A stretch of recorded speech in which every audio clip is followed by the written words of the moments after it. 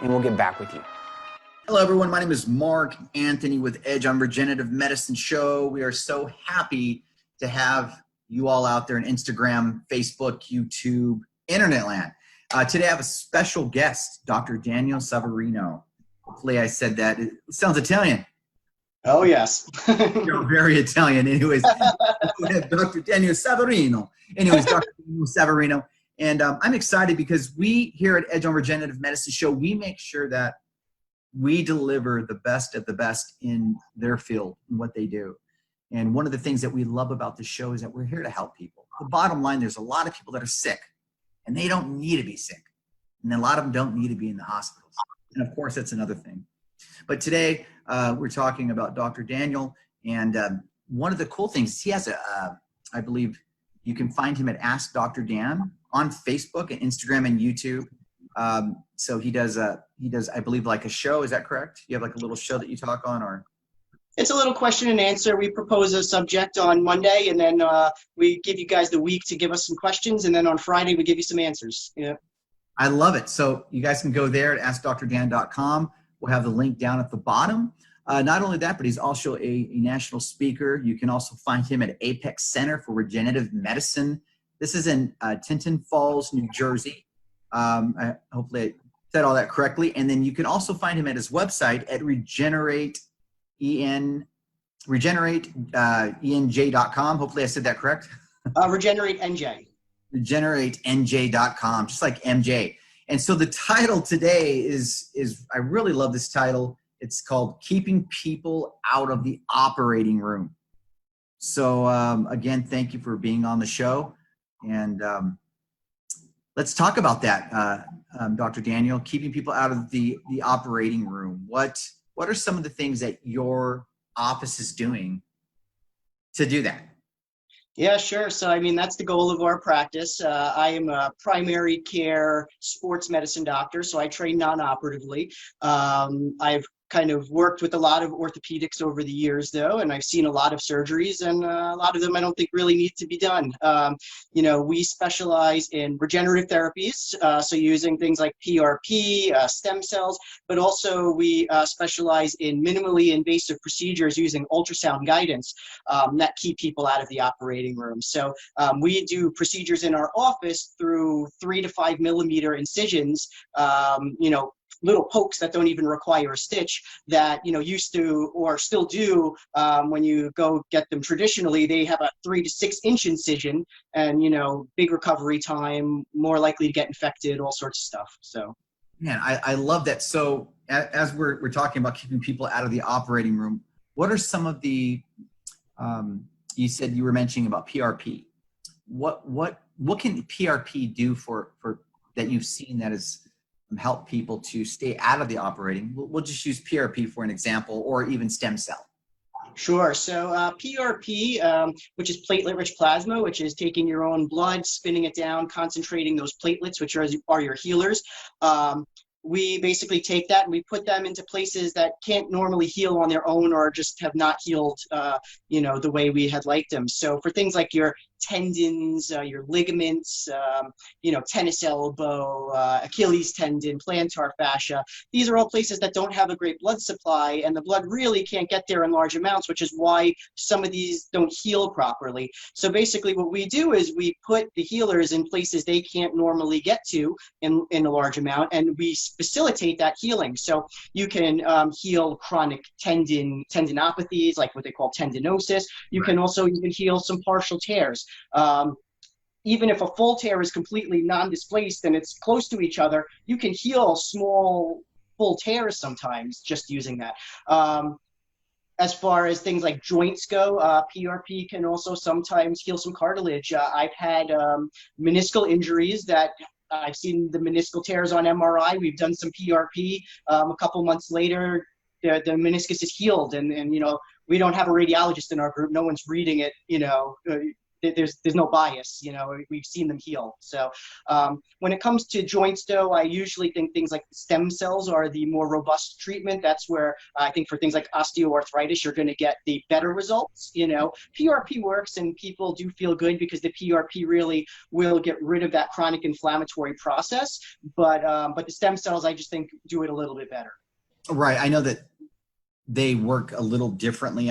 Correct me if I'm wrong, but with the PRP, I don't believe PRP can grow back like bone on bone or anything like that. Isn't that pretty much just the stem cell?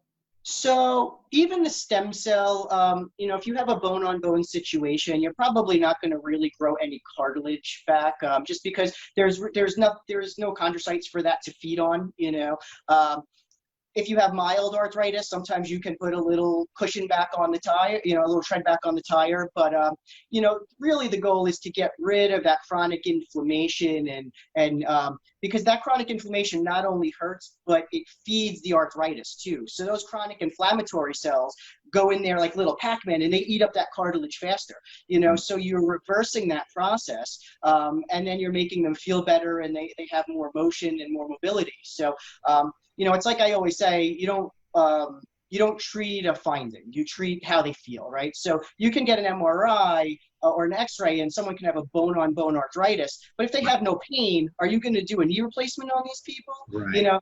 Then you're going to spend 6 months to a year recovering when you didn't have pain to begin with. So exactly. Yeah, or if they had pain and then you get rid of that pain, but they still have a bone-on-bone knee, why are you going to do surgery? So. No, definitely. It's funny what really intrigued me and I would say got me into stem cells and just that arena was Mel Gibson.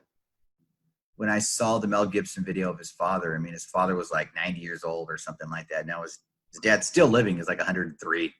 Okay. And no joke. And he was going to literally, the doctor said he was going to die. He wasn't going to live. And then at the time you weren't able to do stem cell injections here in the US. So of course he had to go somewhere, I think it was like Nicaragua, somewhere far away. Yep. And so, where he can actually get away with it. And so he did it and his dad was like a brand new person. Now Mel Gibson's over here for himself. I think he carries like a man purse, he's not even joking, but it's amazing how stem cell has adapted to our world. I know that we're still in the infant stages, just in stem cell. I was playing video games with my son the other day, and not too good. And I'm playing, and I'm dying, and we have our little headsets on. He's like, "Dad, hit the O button." I'm like, "Okay." And when I hit the O button, it was a military game. The military guy pulls a syringe out of his pocket, which it said stem cell on it. And himself, and he came back to life. And I'm like, son of a gun, they're getting our kids. So it's smart what they're doing because they're putting in the video games and it makes sense. So in another 5 years, it's going to be like not a big deal, I believe. Yeah, I would even say that stem cell hasn't even been delivered yet. I don't even think it's in its infancy. There's so many things that even we know we can do, but we can't do just yet. You know what I mean? So as this field grows, I think you're going to see a lot of changes. Unfortunately, we have to get past through some of these restrictions that we have in place. But no, definitely. What I love about stem cell, though, and what I'm seeing how a lot of doctors are starting to utilize stem cell with carrier stuff, where they're blending it with other stuff. I'm seeing a lot of doctors where they won't only do the stem cell, but they'll also slap in the PRP. Yep. So that's how I do it. Yeah. I love it because it's smart. It's like you got a painting on the wall. You don't want it to fall. You got the stem cell. Now you got the PRP. Now you're making sure that sucker ain't moving. So I love that. Yeah. When you just think about it, you're taking all the good properties of the stem cells and then you're mixing all those growth factors in with it too. It's just a win-win, Let's talk about that stem cells. I know there's some people out there that have a misconception of stem cells, of what stem cells are, what stem cells aren't. We're taking baby, I'm hearing people saying, well, they're getting the stem cells from the baby or the umbilical cord. What is really what's the truth and what's really far from the truth, would you say? So, fetal tissue, the fetal stem cells, That's not used. That's completely illegal. Nobody does that.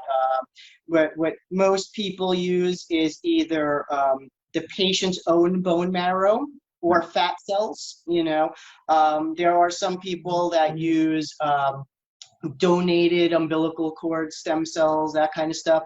I personally am more of a believer in using your own stem cells. I'm not really into that other stuff, but there are people that do that. Yeah.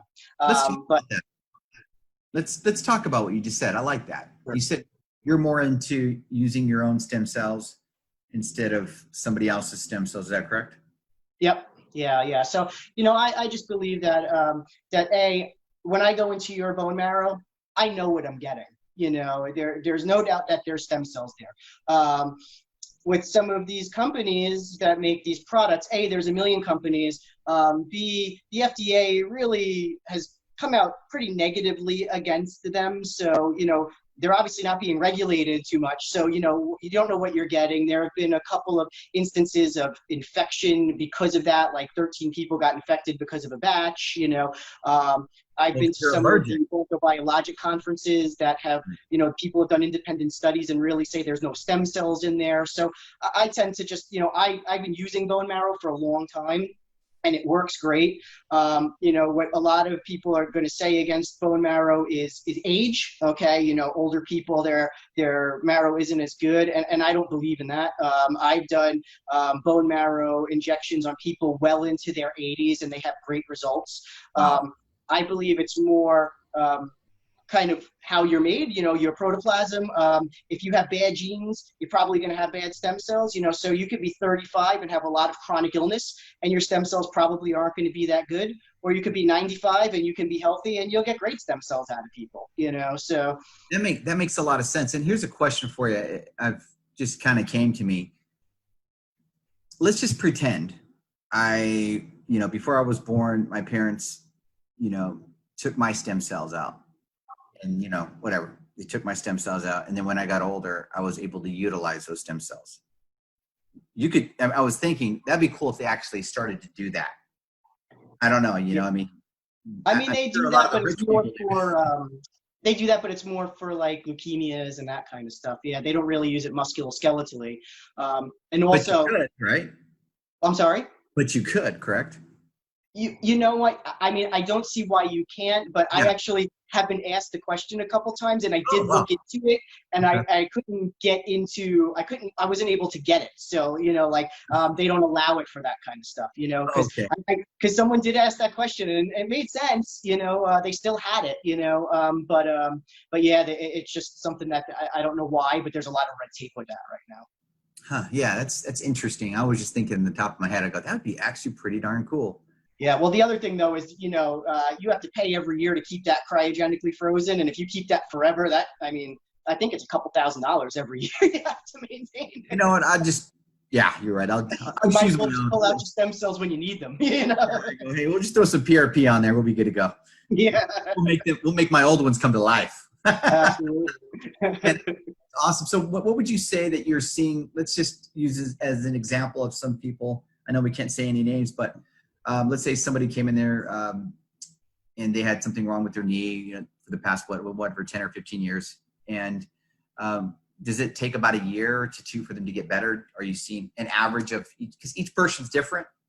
Is there like an average that you see people where they start to see really good results? Does it take a year, 6 months, 3 months? With the regeneratives, I would say for most people about 6 to 8 weeks, they really start noticing a difference. And then by usually like 4 months, they're really feeling pretty good, most of them. So now PRP might take more than one injection. Stem cells, usually I will do 1 stem cell injection, and then if I feel like I'm not getting where I need to go, I'll try and boost it with some PRP. I really won't rush to another stem cell so fast. Right. I sometimes for PRP you can do up to 3, or if they're improving but still not there, you could even do a 4th or a 5th, just depending on how it goes. I personally, with my PRP, I like to wait about 8 to 10 weeks in between injections, just because it takes 6 to 8 weeks to know if it's working. Everybody has their kind of own formula, but I haven't seen one that blew me away or that you can prove works any better. So for me, I just try and do the least amount that works, right? Because Right. we know these things are not covered by insurance. People are paying out of pocket. So if I can get you better with one PRP instead of hitting you with 3 of them, that's what I'm going to do. So I would say probably what I've seen in my practice is probably for things like tendon injuries, probably 30 to 40% of the time, 1 is all they need, and they're good. So why do those other 2 or 3 for those people when you don't need to?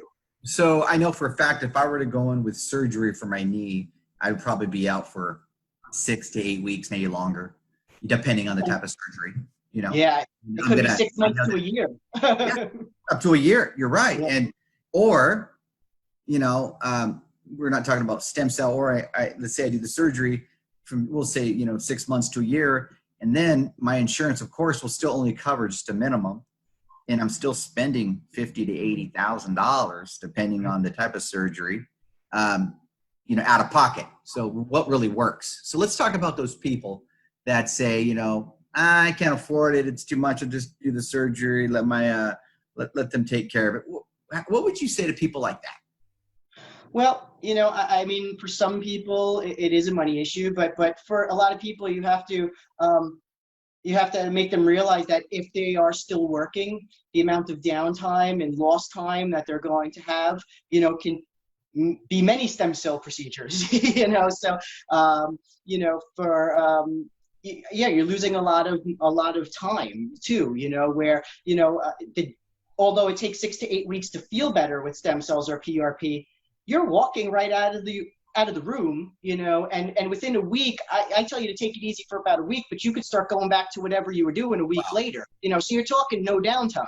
You just have to let them know you're not going to, you're going to feel like you did before for that first 6 to 8 weeks, but you can do what you were doing. You don't have to, sit there and be laid up that long. No, yeah, I love it. And this is out. So we have a lot of viewers out there that's in the New Jersey area, around the world. And here's the great thing about Dr. Daniel is that a lot of people come around the world just to go see him, for stem cells or for PRP. He also does, a PRP facelift. You and I were talking about that. I love that. That's what I want to do. I want to try that. Just try it, so I could be the guinea pig. But here's the thing, everyone. If you're looking at either looking at surgery or you're looking at possibly getting a stem cell shot, let me explain something to you.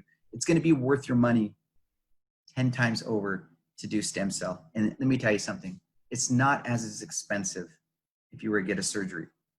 Surgeries, you're going to spend at least 7 to 8 times more. Everyone's different on what they charge, but it's worth it. And you're not going to be on your downtime, and with surgery, you're like, I don't even know if it's going to work. But let me tell you something. I would make a recommendation to everybody out there, my viewers. Try stem cell first.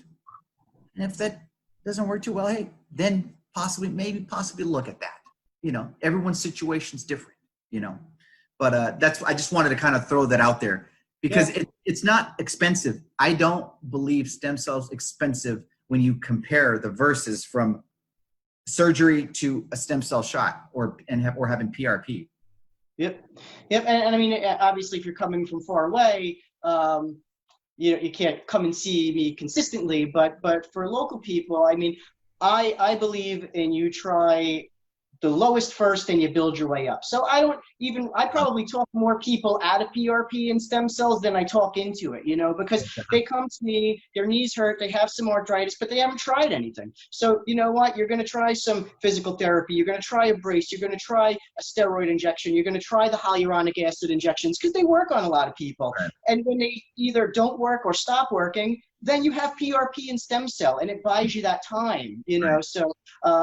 So it's just, I believe in step 1, because once you go to step 10, you can't go back to the other 9 steps, so. No, I love it. Now, I'm sure you get this asked all the time. Have you ever tried PRP on yourself, or have you ever tried stem cells? I have not. I am actually, I want to have one of my buddies inject me though, because I do have a chronic wrist injury that I think could really use it. But other than that, I really don't have a lot of pain. I've been lucky to stay pretty healthy and pretty injury free. So I haven't really needed it. So yeah. Do you guys do exosomes? I do not do exosomes right now. I'm still kind of waiting for a couple of things that recently happened to just kind of, I want to see where the dust settles with that before I really kind of jump in, you know. And again, I think your stem cells still probably work a little bit better. The Thank other you. thing with exosomes is I think exosomes in and of themselves don't do a whole lot. I think you have to mix them with things like PRP to really kind of get the jet fuel going, you know. So and then at that point you might as well do the stem cells because the cost is the same, you know, and you're getting your own stem cells. Your stem cells are making the exosomes, you know, all that stuff is there, you know. So Okay, awesome. So would you say that PRP can help people out? I just had a text from somebody, and PRP with like arthritis.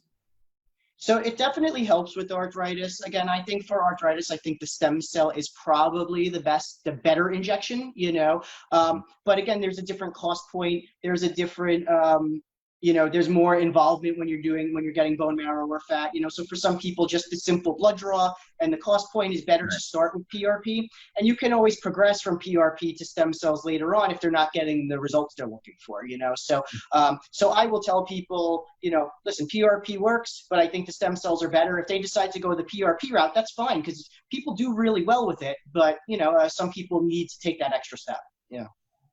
No, I totally agree. I call it baby steps. You know, because it's good to start out with a lower dose first and then work your way up instead of, you know, because not only that, it's also good on, I call it good on price. You know, it's not, you know. Yeah. I mean, but the good part about the regenerative treatments is that there's really no wrong answer because, listen, you can't be allergic to yourself. You can't have, you know, adverse effects to yourself. You know, I mean, so if someone says, hey, you know what, for the joints, the stem cells are the better treatment, I just want to jump to that, that's fine, you know. But if they do want to do the PRP first, that's fine too, you know. Either way, I think they'll be okay. They just might, if they don't get what they're looking for out of the PRP, they might have to go to the stem cell. I love it. No, that's what I'm saying. And just like with what we said that the topic is keeping people out of the operating room. Everyone, that's not always the last answer. Let's make sure that, you know, you guys, if you have a regenerative medicine doctor in your area, please talk with them. If you are in Tinton Falls, New Jersey, and what are some of the surrounding areas that you're taking care of right now that you see people coming from? So we're basically Central Jersey, Jersey Shore, you know, so we got a lot of the shore towns.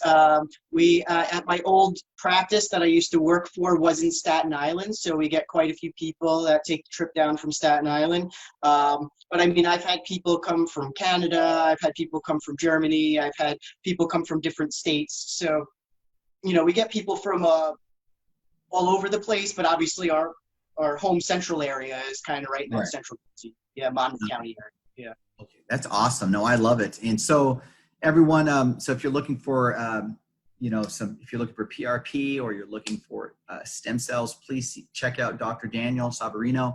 You can find him at regenerateenj.com, regenerateenj.com. And again, I just want to say thank you so much for being on the show. Very informative.